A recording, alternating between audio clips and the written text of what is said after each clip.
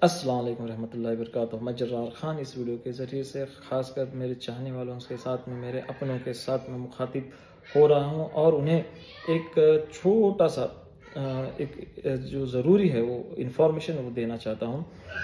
साथियों, हम सब लोग जानते हैं कि दुनिया की एक रीत रही है, दुनिया में चंद लोग ऐसे होते हैं जो आपके किरदार का मुकाबला नहीं कर सकते, तो वो आपके किरदार को बदनाम करने की कोशिश करते हैं, उस पर कीचड़ उछालने की कोशिश करते हैं और उसे नीचा दिखाने की कोशिश करते हैं। और कुछ ऐसा हमारे साथ में पिछले कई महीनों से हो रहा है। अब वो लोग क्या कर रहे हैं, वो लोग आपके बीच में आकर हमारे खिलाफ झूठी अफवाहें या फिर झूठे मैसेजेस दे रहे हैं। और कहीं ना कहीं मुझे इस बात का खदशा है कि आप लोग जाने अनजाने में उन्हें सच ना समझें, इसलिए इस वीडियो को बनाने की नौबत आई हुई है।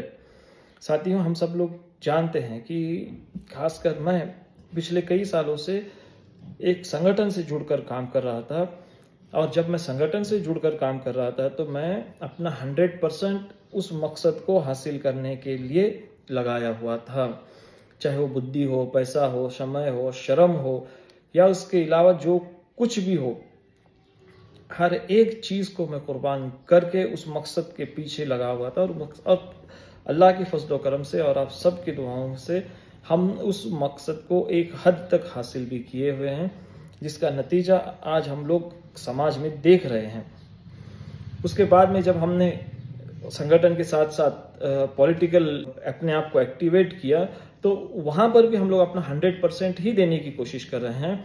मगर चंद लोगों को ऐसा लगता है कि हम लोग उनके अगेंस्ट में काम कर रहे हैं, या मैं उनके विरोध में काम कर रहा हूं, या फिर मैं उनके खिलाफ काम कर रहा हूं। हालांकि मेरा मकसद किसी दूसरे को नीचा दिखाना नहीं है, और मुझे ये पता है, मुझे ये तालीम दी गई है कि किसी की लकीर को मिटाकर अपनी लकीर को बढ़ाया नहीं जा सकता। अगर तुम्हें बड़ा होना ही है तो अपनी खुद की लकीर को बड़ा करो, ना कि सामने वाले की लकीर को छोटा करो।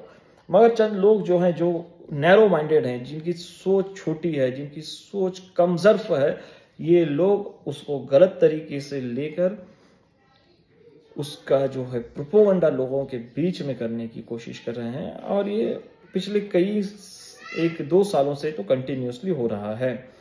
हम कोई भी कार्य करते हैं तो उस कार्य को काटने के लिए प्रयास किया जाता है। भले हम लोगों की सेवा के लिए अगर वो साफ सफाई का काम करते हैं लोगों की इच्छा के अनुसार, तब वो वहां पे आके उंगलियां करते हैं, डांट धमकी दादागिरी करते हैं। जब हम लोग दवाई का छिड़काव करते हैं तो वहां पर भी आकर वो लोग उंगली करते हैं, दादागिरी करते हैं। वो दवाई मारने वाले को धमकी देते हैं, उन्हें कहते हैं आना नहीं है, करना नहीं है। अगर कोई साफ सफाई करने वाला का आता है तो उसको धमकियां दी जाती हैं, उनके ऊपर दादागिरी की जाती है। उसी के साथ साथ अगर हम कोई भी और छोटी मोटी जो ज़रूरतें हैं, डे टू डे जो नीड्स हैं, जो लोगों से जुड़े हुए हैं, अपनी ताकत के हिसाब से अगर हम लोग उसको पूरा करने की कोशिश करते हैं तो वहाँ पर भी दादागिरी गुंडागर्दी की जाती है। पिछले बार भी हम लोगों ने मैंने खासकर सोचा हुआ था रोज़ेदारों को क्या करें, दावत का इंतज़ाम किया जाए और उन्हें दावत की जाए। तो उसके लिए मैं कोशिश कर रहा था, तो वहाँ पर भी कुछ आकर जो है हाथापाई करके उस समय भी वहाँ पर उस कार्य को रोका गया। तो इस बार मैं चाहता था कि मैं इस बार भी जो है इफ्तार की दावत करूं और सभी माताओं, बहनों, दोस्तों, भाइयों को उसके अंदर इन्वॉल्व करूं और उनके साथ में खुशियां बांटूं। तो उसी के चलते हमने जामदार प्लॉट दूसरी गली में ना इफ्तार की पार्टी का अरेंजमेंट किया था। तो अब उस पार्टी को अरेंजमेंट करते समय मैंने बहुत सारे लोगों के साथ में मशवरा किया, उन्हें पूछा और उनसे एक राय ली कि ऐसे ऐसे इस तरह से हम लोग करना चाहते हैं। और 100% लोगों ने उसके समर्थन में हमें राय दी, अच्छी बात है, अच्छा करना चाहिए। मगर किसी ने ये नहीं पूछा कि क्यों कर रहे हो वहां पर। तो मैं अपनी जात से आप लोगों के सामने ये बात बता रहा हूं कि वहां पर ही क्यों कर रहे हैं। तो देखिए साथियों, एक रूल है, रूल ऑफ थंब कहते हैं उसको। रूल ऑफ थंब क्या होता है कि अगर अल्लाह ने आपको हस्बे माल बनाया, हैसियत से ज्यादा आपको नवाजा है, तो ये आपका काम है कि आप अपने परिवार में, अगर परिवार में नहीं है तो अपने दोस्तों में, अपने मोहल्ले में नहीं है तो अपने दोस्तों में नहीं है तो इतराफ में इन खुशियों को बांटो जो अल्लाह ने आपको दिया है। तो उसी सोच के साथ हमने ये कदम उठाया कि बाबा दरगाह मोहल्ले में तो हर रोज़ इफ्तार की दावत हो रही है और हर रोज़ वहाँ के लोग जो हैं उस दावत का लुत्फ़ ले रहे हैं, वहाँ उसमें शामिल हो रहे हैं।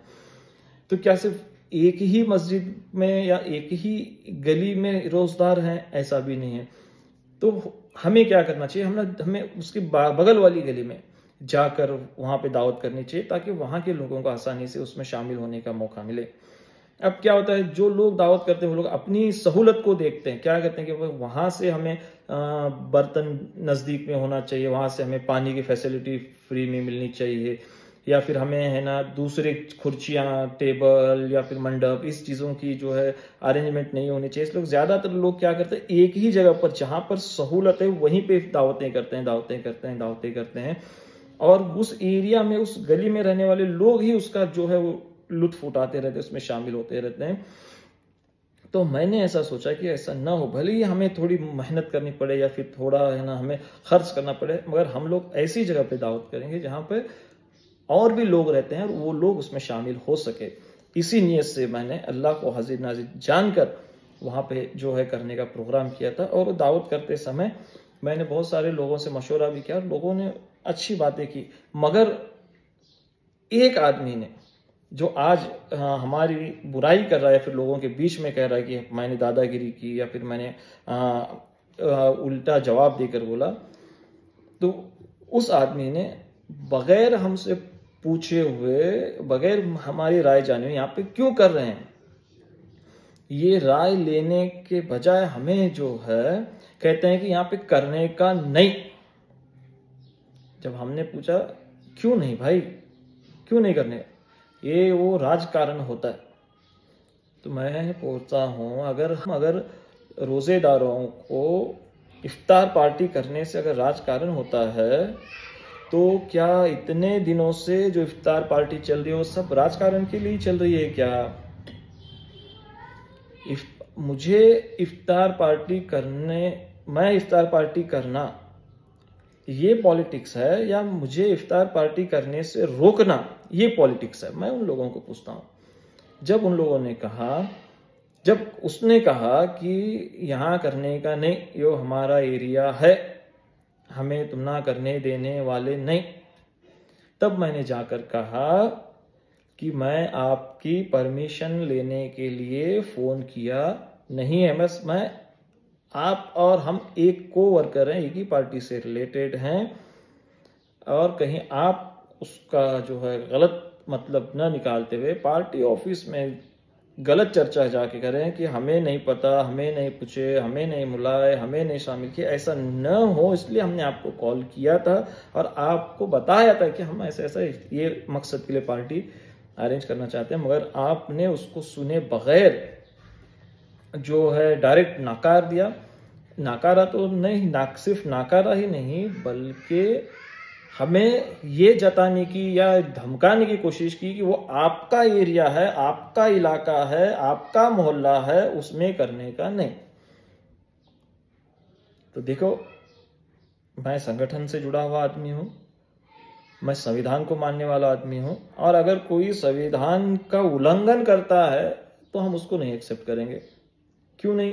क्योंकि हमें राइट्स है, हम लोग कहीं पे भी जाके अपनी खुशियों को बांट सकते हैं, अपने गमों को बांट सकते हैं। तो इसको रोकने के पीछे का रीजन क्या है?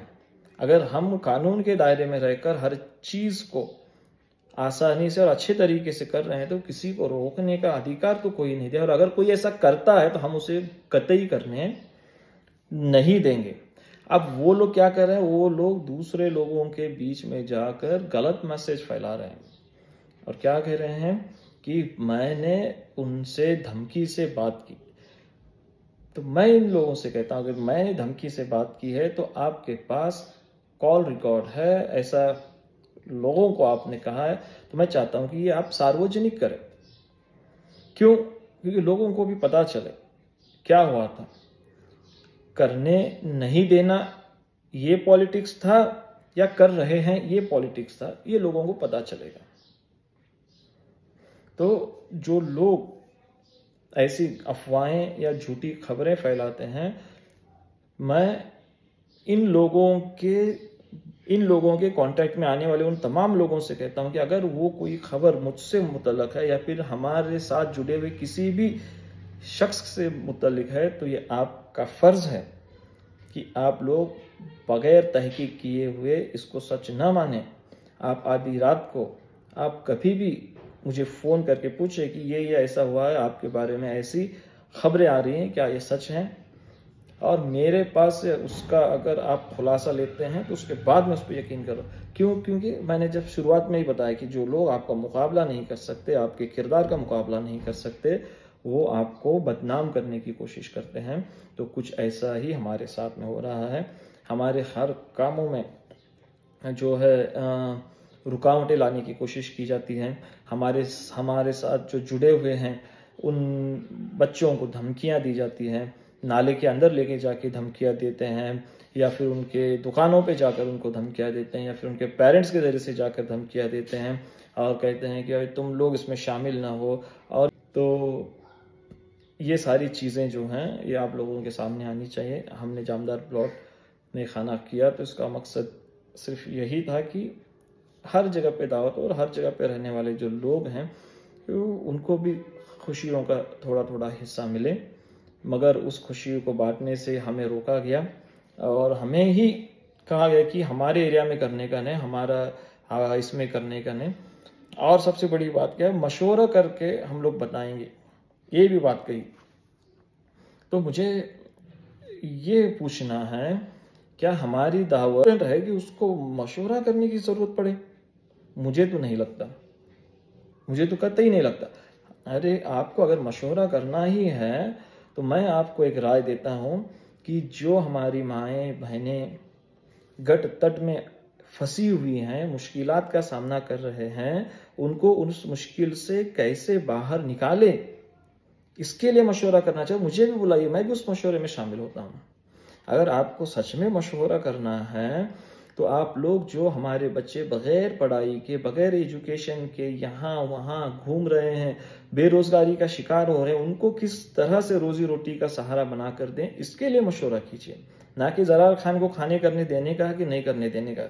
ये मशवरा करना तो मुझे तो लगता है ये मशवरे की ही तौहीन है।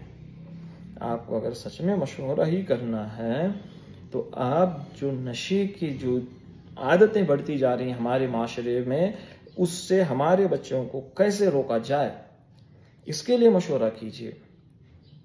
तो इन चीज़ों के लिए तो आप लोग कभी कोई मशवरा दूर दूर तक करते हुए नजर नहीं आते। और हम लोग अगर कोई छोटा सा काम करते हैं तो आप उसके लिए मशवरा करने की जरूरत क्या? हम तो आपके पास परमिशन लेने के लिए आए ही नहीं ना, तो आप क्यों मशवरा कर रहे हैं?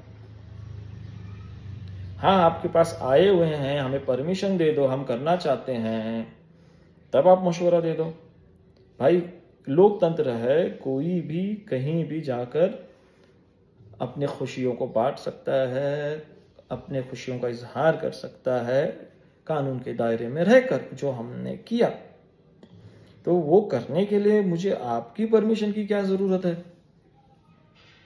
क्या आपने कभी इससे पहले मेरी परमिशन ली है क्या? नहीं ली है। और चंद लोगों को ये गलतफहमी है कि ज़रार खान जो है वो यहाँ पे नहीं रहता, आउटसाइडर है। उनके दिमाग में ऐसा जो खदशा है कि मैं चांद पर से आया हुआ आदमी हूं। तो ऐसे लोगों को मैं बताना चाहता हूं, ज़रार खान का एक ही घर नहीं है, ज़रार खान के 3 घर हैं। और हर एक गली में, दरगाह गली में घर है, खराड़े गली में घर है, और जामदार प्लॉट में भी घर है। और आपकी इंफॉर्मेशन के लिए मैं बताना चाहता हूं कि मेरा जो खराड़े गली का जो घर है वो खराड़े गली से शुरू होता है और जामदार प्लॉट पर खत्म होता है, या मैं यूं कहूं कि जामदार प्लॉट ही मेरे घर से शुरू होता है। तो मुझे मेरे घर में दावत करने के लिए आपकी परमिशन की क्या जरूरत है? मुझे मेरे घर में दावत करने के लिए आपकी परमिशन की थोड़ी ना जरूरत है। कल आप आओ, आप दरगाह गली में खाना करो, आपको कौन रोका है? खराड़े गली में खाना करो, आपको कौन रोका है? मगर हमें करना है या नहीं करना, इसके लिए मशवरा करना, ये पॉलिटिक्स है। और आपने इस पॉलिटिक्स को मस्जिद के 4 दीवारी के अंदर किया है। मस्जिद का सहारा लेते हुए किया है, ये गलत है, मुझे ऐसा लगता है। और खुद गलत काम करके दूसरे के ऊपर दूसरे को बदनाम करने की कोशिश जो आप कर रहे हैं, यही मैं लोगों के सामने लाना चाहता हूँ। लोग, आप समझदार हैं, आप लोग जानते हैं कि पॉलिटिक्स कौन कर रहा है, ये आप बेहतर जानते हैं। पॉलिटिक्स करने के लिए अभी बहुत समय है। जब शुरू होगा, डिक्लेयर होगा, तब करेंगे।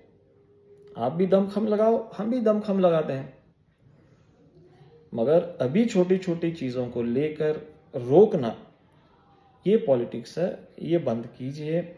और लोगों के दिमाग में, दिलों में झूठी अफवाहें फैलाने की जो कोशिश आप लोग कर रहे हैं, ये बंद होनी चाहिए।